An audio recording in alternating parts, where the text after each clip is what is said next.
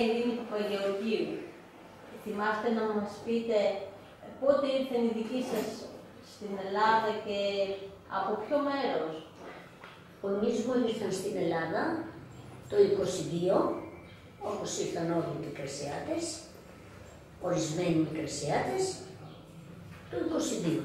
Λοιπόν, τι άλλο.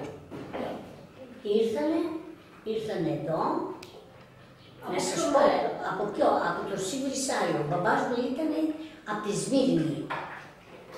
Ο μπαμπάς μου ήταν από τη Σμύρνη.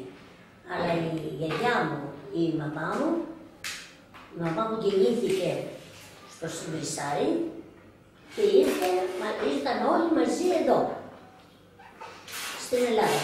Εδώ που ήρθαν όμως, δεν εγκατασταθήκαν αμέσως εδώ. Μείναν και στη Ροδίτσα, μείνανε και στο...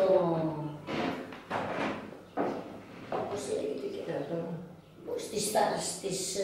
στις στρατώνες. Στα τόλ, εκείνα τόλ, πώς λεγόντουσαν και στα Αλεξάνδρεια. Εκεί μείνανε, εκεί ταλαιπωρηθήκανε πάρα πολύ. Περάσανε πολλές αρρώστιες, αλλά σταθήκαν στα πόδια τους. Πώς σας δέχτηκαν οι ντόπιοι όταν ήρθατε?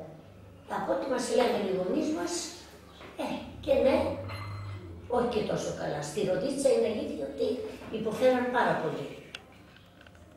Μόλις τους βλέπανε και περνάγανε, λέγανε οι Τούρκοι, οι Τουρκοσπορίτες μάλιστα.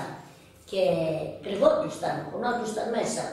Ήταν περιποιημένοι, ωραία ντυμένοι, όλα ωραία, πάρα πολύ ωραία. Τους βλέπαν και κουνόντουσαν μέσα. Εντάξει, αυτοί όμως είχαν την καλοσύνη, ήταν καλοί άνθρωποι, φιλότιμοι, αμέσως κάνανε φιλίες, δεν μπορώ να πω, ας πούμε εκτιμηθήκανε, αγαπηθήκανε εκεί πάρα πολύ. Λοιπόν, τι άλλο να σας πω. Τι δουλειές βρήκανε, θυμάστε, με τι ασχολήθηκαν? Ασχολήθηκαν με καλλιέργειες, με αμπέλια, με τέτοια πράγματα, με τέτοια, κλαδέματα, ψυχαρίσματα, τέτοια ηλιές, ό,τι και δουλειά να τους τύχαινε θα την κάνανε.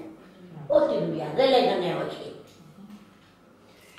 Θυμάστε εσείς από τις αρχές του οικισμού εδώ στη Νέα Μαγνησία πώς ήταν τα πράγματα, πότε χτίστηκαν? Κοιτάξτε, όταν ήρθαν εδώ βρήκαν γης, ας πούμε, πήρανε με πουρνάρια, με τέτοια πράγματα,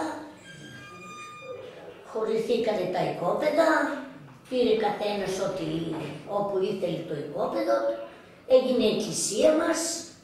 Στην εκκλησία που αγωνίστηκαν και οι γονείς μας και οι παππούδες μας, που βαλούσανε πέτρες, που βαλούσανε και τι δεν κουβαλούσανε. Προσωπική δουλειά. Προσωπική δουλειά.